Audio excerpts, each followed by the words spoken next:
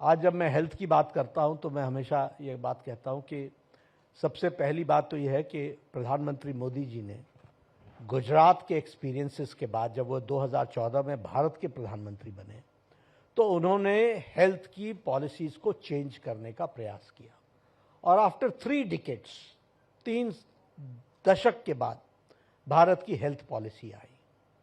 अब health policy क्या थी? अब आप साधारणतः जानते होंगे, हम लोग बोलते हैं हमने हॉस्पिटल्स खोल दिए, हमने हॉस्पिटल्स खोल दिए। मतलब पहले बीमार करो फिर उसका इलाज करो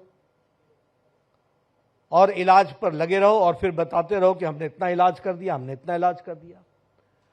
हमारी जो 2017 की हेल्थ पॉलिसी आई, यहां डॉक्टर सरीन बैठे हैं, डॉक्टर गुलेरिया बैठे हैं, इन सबका बहुत बड़ा कंट्रीब्यूशन उस समय रहा, बहुत बड़ा कंट्रीब्यूशन हुआ और वह बहुत एग्जॉस्टिव कंसल्टेशन के बाद, वर्कशॉप्स के बाद, workshops after workshops, Anupriya ji भी उस समय हेल्थ मिनिस्ट्री में ही थी, we were all together working, दिन रात मेहनत की और फिर उसके बाद एक होलिस्टिक हेल्थ अप्रोच को डेवलप किया गया। Inclusive, holistic, preventive, curative, palliative, rehabilitative, सारे एस्पेक्ट्स को जोड़ने का प्रयास किया गया और एक कॉम्प्रिहेंसिव हेल्थ पॉलिसी हम लोग लेकर के आए और उस कॉम्प्रिहेंसिव हेल्थ पॉलिसी के तहत हम लोगों ने काम को शुरू किया। यहां मैं इतना जरूर बताना चाहूंगा कि हमने, देखिए, जितनी बड़ी इमारत होती है उतना ही सॉलिड उसका बेस होता है। तो हमारी कोशिश क्या थी कि अगर पिरामिड बनना है तो जितना बड़ा पिरामिड बनना है तो उसका उतना बड़ा बेस होना चाहिए और वो सॉलिड बेस होना चाहिए।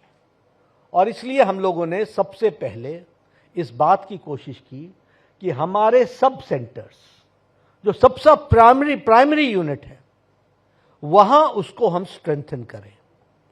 और फर्स्ट फेज में हम लोगों ने सब सेंटर्स को और पीएचसी को अर्बन में और बाकी सब जगह उसको हमने कन्वर्ट करके हेल्थ एंड वेलनेस सेंटर बनाने का प्रयास किया। अब वेलनेस सेंटर का मतलब क्या हुआ? A wellness centre where an individual at the age of 30 gets his diabetes checked, blood pressure checked, heart checked, dental check, mental check, all types of checking should take place so that we are able to understand that this person is going to be hypertensive, this person is going to develop heart problems, this person is going to develop kidney problems, this person is going to develop liver problems, this person is going to develop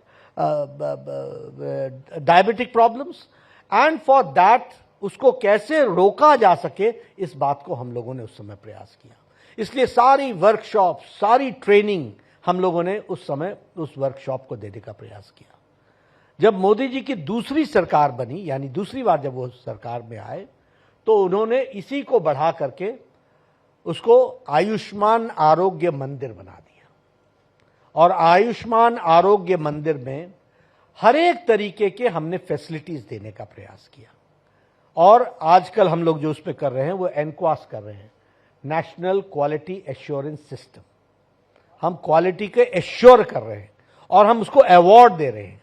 और आज 1,63,000 आयुष्मान आरोग्य मंदिर में ये काम चल रहा है और उसको हम तीव्र गति से आगे बढ़ा रहे हैं। और हम उसको हब एंड स्पोक मॉडल के तहत हम टेलीमेडिसिन से भी जोड़ रहे हैं, टेली कंसल्टेशन से भी जोड़ रहे हैं। किसी को कोई रैशेज हो गए तो हम उसको वहीं पर टेली कंसल्टेशन करके उसको प्राइमरी हेल्थ सेंटर पर कोई एक हमारा व्यक्ति होगा, वो डिस्ट्रिक्ट हॉस्पिटल को उसको दिखा देगा, वहीं पर उसको दवाई मिल जाएगी। इस बात का भी हम प्रयास कर रहे हैं। अब आपको जान करके खुशी होगी कि आयुष्मान आरोग्य मंदिर में अगर मैं डायग्नोस्टिक्स की बात करूं तो 14 किस्म की डायग्नोस्टिक्स की फैसिलिटीज है और अगर हम पीएचसी में बात करें तो 63 काइंड्स की डायग्नोस्टिक्स की फैसिलिटीज हैं और अगर हम सीएचसी की बात करें तो 97 और डिस्ट्रिक्ट हॉस्पिटल में 111 हमारे फ्री डायग्नोस्टिक फैसिलिटीज को हम लोगों ने देने का प्रयास किया है ताकि आम आदमी को हम सही समय पर उसको हम प्रिवेंट कर सकें, उसको हम क्योर कर सकें। और उसी तरीके से हमने डिस्ट्रिक्ट हॉस्पिटल्स में, जैसा मैंने कहा, 111 और 134 हमने एसेंशियल मेडिसिन को भी हमने जोड़ने का प्रयास किया। आज आयुष्मान आरोग्य मंदिर में 106 किस्म की एसेंशियल मेडिसिन अवेलेबल है, 106 मेडिसिन। पीएचसी में 172 types of medicine, sub centre में 318 और डिस्ट्रिक्ट हॉस्पिटल्स में 381 मेडिसिन। यानी जो हम लोगों ने कहा free drugs and diagnostic facility, तो ये शब्दों में नहीं है, इसको एसेंशियल मेडिसिन के तहत ला करके इतनी मेडिसिन डिस्ट्रिक्ट हॉस्पिटल में होना मैंडेटरी है और उसकी फैसिलिटी को हम पब्लिक करते हैं और डिजिटली हम डिस्क्लोज करते हैं और डिस्पोज ऑफ करते हैं। इसको हमको ध्यान रखना है। अभी आपने मेरा पुराना इंटरव्यू देखा, हालांकि उस शक्ल और इस शक्ल में बड़ा अंतर है, और थैंक्स टू सरीन जी, गुलेरिया जी, इन लोगों से मैं बार बार पूछता था वजन कैसे कम करूं, वजन कैसे कम करूं, तो इन सब लोगों ने बहुत से उपाय बताए, तो मैंने भी अर्न किया है। तो आज लेकिन उस इंटरव्यू में वो बता रहे थे कि मदर एंड चाइल्ड के प्रोग्राम्स के बारे में। अब देखिए क्या है, हमारे यहाँ इन सब चीज़ों की चर्चा नहीं होती।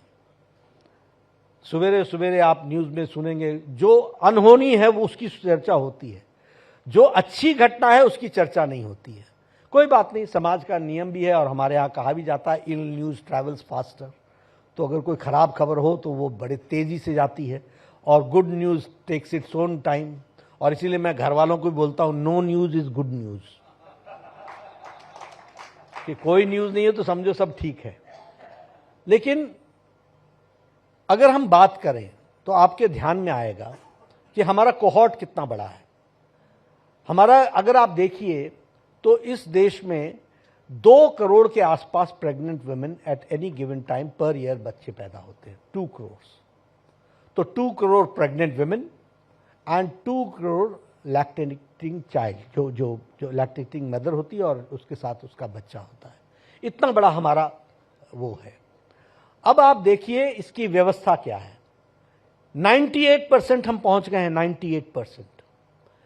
जिस दिन मदर कंसीव करती है उस दिन से लेकर के 3 antenatal checkups on record digitally, mother and child tracking system MCTS Delhi में 5 करोड़ लोगों को इन डिफरेंट लैंग्वेजेस हम ट्रैक करते हैं।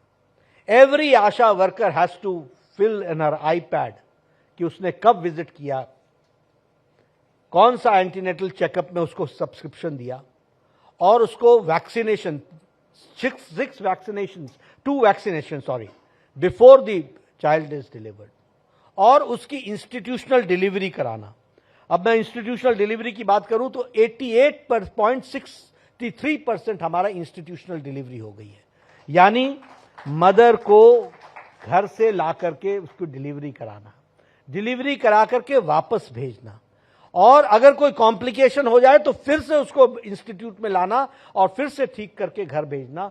यह काम आज भारत में हो रहा है और इसलिए सेफ मदर सेफ चाइल्ड, इस काम को हम लोग करने का पूरा प्रयास कर रहे हैं।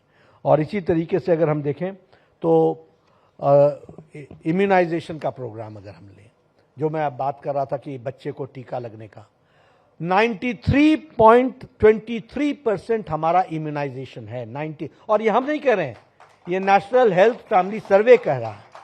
93.23% हमारा इम्यूनाइजेशन है, वैक्सीनेशन है। अब वैक्सीनेशन में भी एक वैक्सीनेशन नहीं लगता है, कुल मिलाकर के 27 डोजेज लगते हैं जब तक वो 12 साल का नहीं होता, 12 ईयर्स का नहीं होता। और तब तक हम उसको ट्रैक करते हैं। We keep the track of the child for 12 years और 27 डोजेज लगते हैं, और तब हम कहते हैं ये हेल्दी चाइल्ड है। आप बताइए, ये छोटा काम है? अब कहां गढ़चिरौली, कहां लद्दाख, कहां लेह, कहां बस्तर है, कहां ये इंटीरियर्स की जगह हैं, और इन सब जगहों पर हमारे लोग पहुंच करके वैक्सीनेट करके सब लोगों को हेल्दी चाइल्ड हेल्दी मदर रखने का प्रयास करते हैं। इसको भी हमको समझना चाहिए। मिशन इंद्रधनुष का प्रोग्राम चला। मिशन इंद्रधनुष में प्रोग्राम्स जुड़ते चले गए, वैक्सीनेशन के प्रोग्राम्स जुड़े और उसी तरीके से इन सब चीज़ों को आगे बढ़ाने का काम हुआ है। आज हम कह सकते हैं हमारा इन्फेंट मॉर्टेलिटी रेट जो 37 था पर 1000 लाइव बर्थ्स, आज वह घट करके 28 हो गया है। ये हमारा इन्फेंट मॉर्टेलिटी रेट है।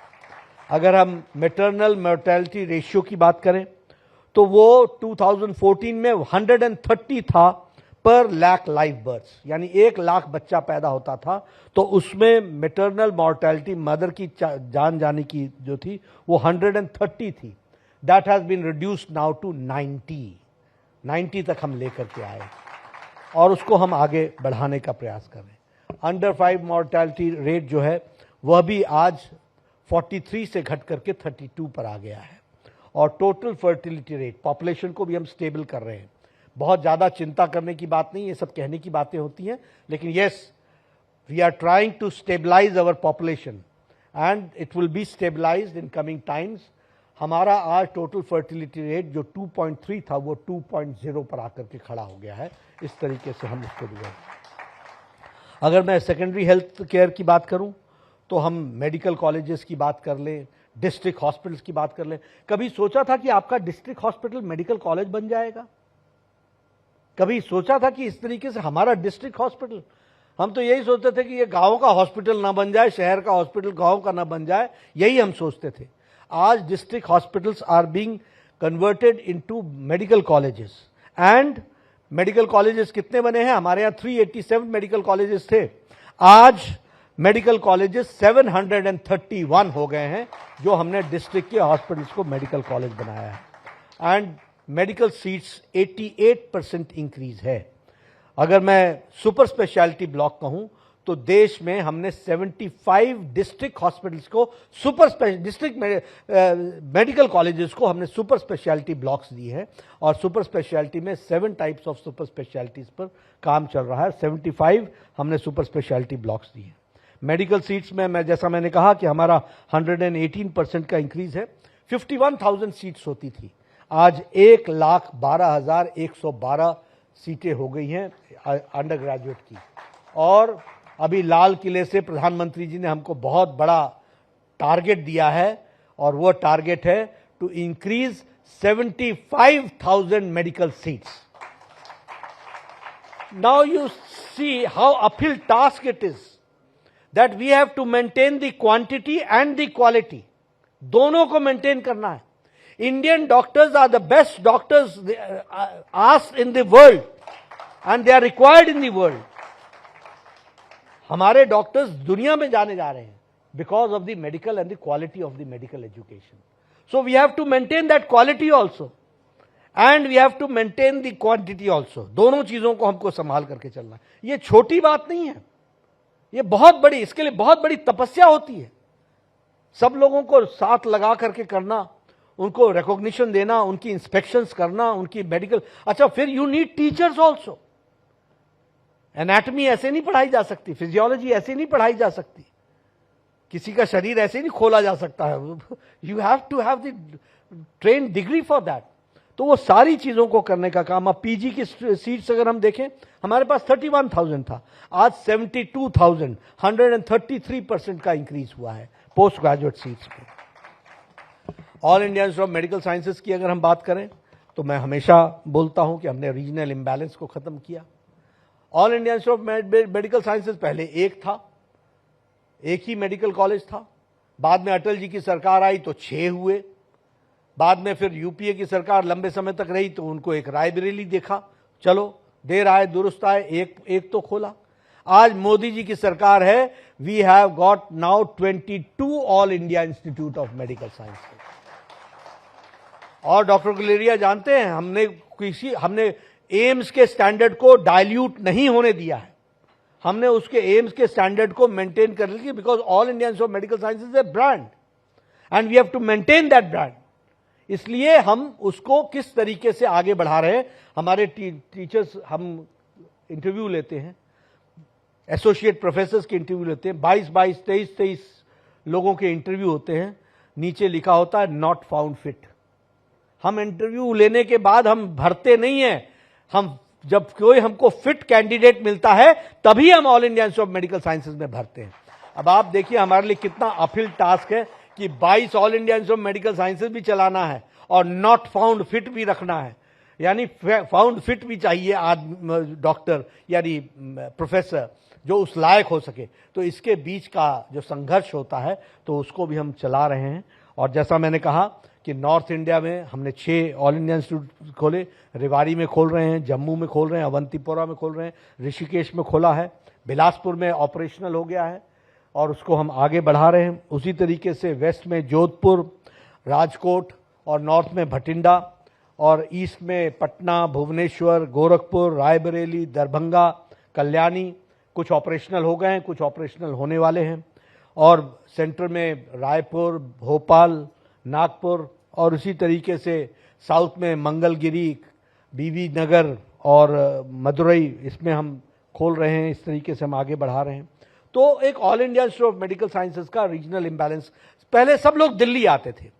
आज आपको जानकर के खुशी होगी, कल ही मैं भुवनेश्वर का रिव्यू ले रहा था, तो प्रैक्टिकली भुवनेश्वर के और उधर के एरिया के लोग और इवन वेस्ट बंगाल के लोग, now everybody is going to Bhubaneswar, they are not coming to Delhi. ये डिफरेंस आता है। आज सारे मध्य प्रदेश के पेशेंट्स अब दिल्ली नहीं आ रहे हैं, वो सारे भोपाल जा रहे हैं। अब सारे छत्तीसगढ़ और नीचे के इलाके के यानी तेलंगाना से लेकर के और नेबरिंग एरिया के लेकर के उड़ीसा के लोग भी जो नीचे छत्तीसगढ़ से लगे हुए लोग हैं, they are going to Raipur. तो we have tried to see to it कि जनसंख्या तो बढ़ी है, पेशेंट्स भी बढ़े हैं, तो उसके फ्लो को सबको दिल्ली ही आए ये जरूरी नहीं है। हम उनको पेशेंट्स को वहां पर quality medical education, medical services दे सके, इस बात का हम लोगों ने प्रयास किया है। आज बिहार से लोग बहुत कम आ रहे हैं, पटना इज टेकिंग केयर और उसी तरीके से उसको आगे बढ़ाने का प्रयास हुआ है। एक मैं आप लोगों के साथ जरूर चर्चा करना चाहूंगा। देखिए, जब हम लोग बोलते हैं ना आत्मनिर्भर भारत, स्वाभिमानी भारत, तो ये इसको हाउ विल यू एक्सप्लेन, ये स्वाभिमानी भारत क्या होता है, ये आत्मनिर्भर भारत क्या होता है? I will explain you. और आप देखिए, जापानीज इंसेफ्लाइटिस की दवा 1906 में बन गई जापान में और भारत में वो 2006 में आई। इट केम इन 2006 और जापानीज इंसेफ्लाइटिस से हमारे बच्चे बचना शुरू हुए 2015-16 में, 15-16 में। आज आप जापानीज इंसेफ्लाइटिस की कोई आप शिकायत नहीं सुनते होंगे, नहीं तो बरसात आई नहीं और पूर्वी उत्तर प्रदेश और बिहार जापानीज दिवाबी बुखार से भरा नहीं और मरने की संख्या श्रृंखला में होती थी 100, 150, 200। आज आप सुन नहीं रहे, लेकिन 1906 में दवा बन गई, 2006 में आई। कैसे चलता होगा देश, किस तरीके का देश होगा? उसी तरीके से अगर हम बात करें पोलियो की, आज वैक्सीन, आज हम लोग पोलियो फ्री हो गए हैं। एक भी बच्चा छूट न जाए, सुरक्षा चक्र टूट न जाए, इस बात को कहकर के हम पोलियो फ्री हो गए हैं। लेकिन आईपीवी वैक्सीन हमारे यहां दुनिया में 1955 में आ गया था, हमारे यहां 2015 में आया पोलियो का वैक्सीन, आईपीवी वैक्सीन। उसी तरीके से हेपेटाइटिस बी, ये 1982 में आ गया था। इंडिया में ये प्रोग्राम बनते बनते 2022 हो गया। एम आई राइट डॉक्टर सरीन? 2022 में इट बिकेम द प्रोग्राम। उसी तरीके से अगर हम देखें, अब आप डिफरेंस देखिए, कोविड का फर्स्ट केस 20 जनवरी 2020 को भारत में आया और प्रधानमंत्री मोदी जी ने टास्क फोर्स 20 अप्रैल 2020 को बैठाया और 9 मंथ्स के अंदर एक नहीं 2 इंडिजिनस वैक्सीन बना करके दी। ये है स्वाभिमानी भारत और ये है आत्मनिर्भर भारत। हमने किसी की तरफ देखा नहीं कि वो हमको वैक्सीन देगा। And we are proud to say that we have under vaccine Maitri we have supplied to 100 nations. Covid की वैक्सीन हमने 100 देशों को पहुंचाई है और 48 देशों को मुफ्त में पहुंचाई है, फ्री ऑफ कॉस्ट पहुंचाई है।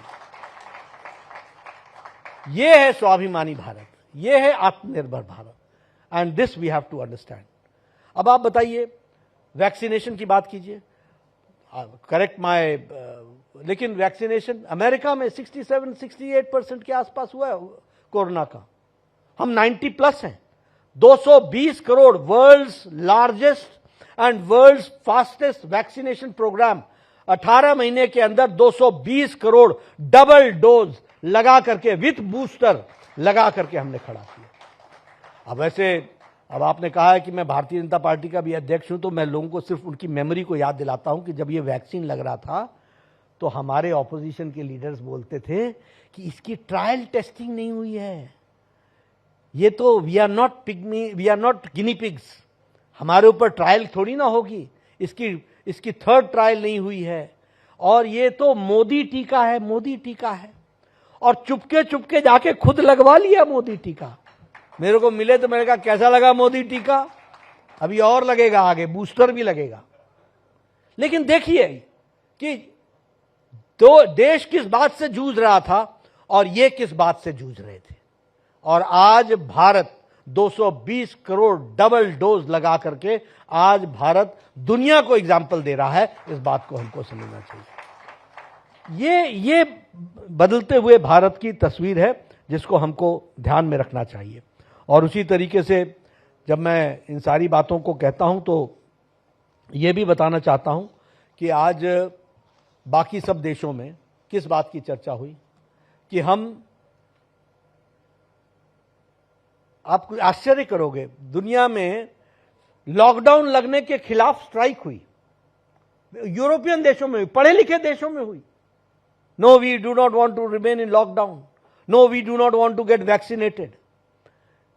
और यहां भारत एक ऐसा देश रहा जहां कोविड की लड़ाई सिर्फ सरकार ने नहीं लड़ी, सरकार के साथ साथ देश ने लड़ी और एक साथ कोऑपरेट करके खड़ा है। अगर मोदी जी ने कहा जनता कर्फ्यू तो जनता कर्फ्यू लगा, अगर मोदी जी ने कहा थाली बजाओ तो थाली बजी, अगर मोदी जी ने कहा दिया जलाओ तो दीप जला। ये दीप जलना सिर्फ दीप जलना नहीं था, ये 140 करोड़ लोगों का कोविड से लड़ने का कमिटमेंट था और उसका कन्विक्शन था जो उसमें से निकल करके आया। तो इस तरीके से देश को आगे बढ़ाने का प्रयास हुआ है और उसको हम लोगों ने आगे रखने का प्रयास किया है। I feel myself to be proud that I have been associated with health, and I am very lucky to be a person who was a health minister in the state also and who was health minister in the center also and in the union government also. हमको ये देखने का मौका मिला। हम जब international conferences में जाते थे तो वहां एक शब्द सुनते थे, यूएचसी, यूनिवर्सल हेल्थ कवरेज। और मैं अपने आप को समझता था यार ये यूएचसी तो बड़े बड़े देशों की बात है, हम कहां इसमें पढ़ेंगे, हम कहां यूनिवर्सल हेल्थ कवरेज दे पाएंगे। लेकिन आज इंडिया इज ए लीडर और मैं आपको बताना चाहता हूं कि भारत में मोदी जी ने कहा कुछ बड़ा करो और भारत की हमको तस्वीर बदलनी है, थिंक अबाउट इट। और प्रधानमंत्री जन आरोग्य योजना, प्रधानमंत्री आयुष्मान भारत, 10 करोड़ 74 लाख परिवार, आज वो 12 करोड़ हो गए हैं, उस दिन 10 करोड़ 74 लाख परिवार, 55 crore people of India, which is India's 40% of the population, and who are they? Marginal section of the society, poor people, by socio-economic caste census के तहत भी और by profession also, रिक्शा वाला, ठेला वाला, रेडी वाला, फेड़ी वाला, सब्जी वाला, बस का ड्राइवर, कंडक्टर, क्लीनर, ट्रक का ड्राइवर, गेट का security guard, lift man, barber, जूते बनाने वाला, ऐसे marginal section of the society को प्रधानमंत्री जी ने 5 लाख रुपए पर ईयर पर फैमिली देने का तय किया। This is world's largest health coverage programme, this is the world's largest health coverage programme.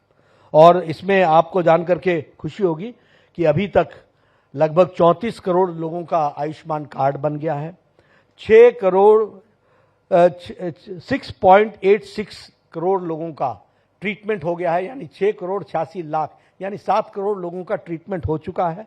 और इसमें 86,970 97 crores, this has been spent on the poor people for giving them quality health care और उनको उनकी जान को बचाने के लिए इस तरीके की व्यवस्था की गई है। अभी हम आयुष्मान भारत डिजिटल मिशन में हम काम कर रहे हैं और आप लोगों को भी अगर नहीं मिला है तो आप आभा कार्ड लीजिए, आयुष्मान भारत हेल्थ कार्ड, आभा card, Ayushman Bharat health authority के तहत वो आभा कार्ड दिया जा रहा है। ये जो आभा कार्ड है ये भी अभी 36 करोड़ को हम बांट चुके हैं, बाकी ऑन प्रोसेस है। Now what is this? This Abha card will have all the practitioners of the country, all the health workers of the country in one through that card you can access all the health facilities of the country, you can access to it, and it will have your PHR also, your personal health record also. आप लोग जाते हैं ना कभी किसी को दिखाने तो इतना बड़ा जत्था लेकर के जाते हैं, ये पता नहीं ये कहाँ पर, ये एक्सरे कहाँ हुआ था, वो एक्सरे कहाँ हुआ था, लाल पैथ लैब का ब्लड टेस्ट कब हुआ था, उसका कब हुआ था। Now you are going to have all in that one आभा card and that privacy will with you. If you want to share with anybody वो आप शेयर कर सकते हो और वह भी आगे किसी को शेयर नहीं कर सकता। इस तरीके की हेल्थ की हमने फैसिलिटी बताई है। अब बताइए, अब हम उनको तो नहीं समझा सकते जिनकी बुद्धि बंद है, लेकिन उनको तो हम समझा ही सकते हैं कि India is becoming digital, it is a digital India now. हम हंसी हंसी में कई बार बोलते हैं, हम लोग जब आए आधार से, अब जब हम उसको जोड़ने का प्रयास कर रहे थे, लिंक करने के बाद, अरे ये क्या होगा, भारत में तो इंटरनेट ही नहीं है सब जगह, ये तो भारत तो अनपढ़ों का देश है, यहाँ तो अनपढ़ हैं, ये कौन यूज करेगा। आज सब्जी वाला भी आपको क्यूआर कोड लगा करके बैठा हुआ है, क्यूआर कोड से पेमेंट लेता है। ये डिजिटल इंडिया है। तो इस तरीके से ये सारी चीजों को डेवलप किया गया है। हम जब स्वास्थ्य मंत्री बने थे तो बजट उस समय 23,000 करोड़ रुपए का था, आज 90,000 करोड़ रुपए का बजट है। प्रायोरिटी दी गई है और 2.5% हम जीडीपी का ले जाने के लिए हम कमिटमेंट हैं, उसको हम आगे बढ़ा रहे हैं, उस तरफ हम बढ़ चले हैं, उसको हम आगे ले जाने का प्रयास कर रहे हैं। हेल्थ रिसर्च पर हमारा काम चल रहा है। ये जो वैक्सीन बन करके कोरोना की आई है, ये ऐसे नहीं आई है, इस रिसर्च के लिए प्रधानमंत्री जी ने स्पेशली पैसे दिए, इंडस्ट्री को प्रोत्साहित किया, आईसीएमआर पूरी ताकत से लगी और इसीलिए जो हमारा कोविड वैक्सीन है उस पर जॉइंट पेटेंट का अधिकार है, आईसीएमआर का भी है और भारत बायोटेक का, शायद भारत बायोटेक का, दोनों का मिल करके है। तो लेकिन भारत सरकार ने रिसर्च के लिए पूरी ताकत लगाई है और उसको जोड़ने का प्रयास किया है। इस तरीके से हेल्थ को हम आगे बढ़ा रहे हैं।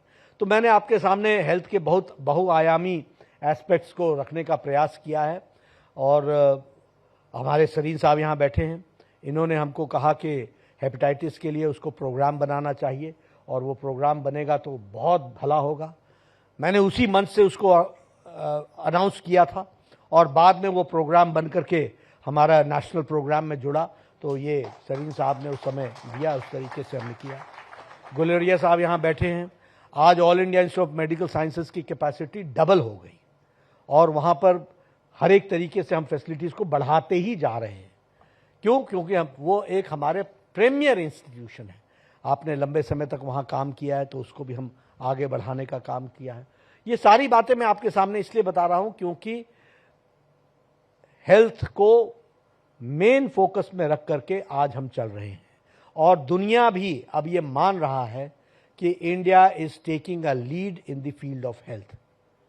दुनिया भी मान रहा है और हम इस सोच के नहीं है कि ब्रेन ड्रेन, हमारे लोग बाहर जा रहे हैं। मैं कहता हूं जाओ, जितना जाना है जाओ, हम और डॉक्टर पैदा करेंगे, यहां भी संभालेंगे, वहां भी संभालेंगे, कोई दिक्कत की बात नहीं है। क्यों? क्योंकि प्राइम मिनिस्टर मोदी का सपना है speed, scale and skill. Speed भी बढ़ाओ, स्केल भी बढ़ाओ और स्किल भी बढ़ाओ।